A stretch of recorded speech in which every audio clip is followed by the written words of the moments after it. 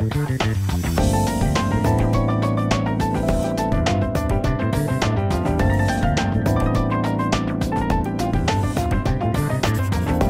алейкум, достлар! Во всем мире бытует огромное количество представлений о счастье.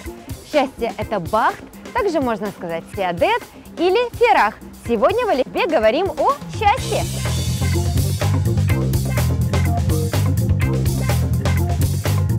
Самое долгое исследование Гарварда показало, что счастье сильнее связано только с одной вещью – это отношения. Отношения – это мунасебет.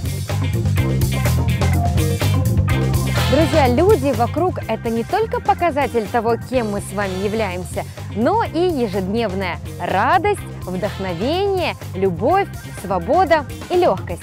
Радость – это куванч, а также можно сказать севинч, любовь – это севгы, вдохновение – это ильхам, а легкость – это енгеллик. Друзья, счастье важно чувствовать. Чувствовать – это дуймак, сезмек, а также можно сказать исетмек. Прекрасное оно сейчас, а счастье внутри нас. Бахтлы оланыз, будьте счастливы! Корушкенде!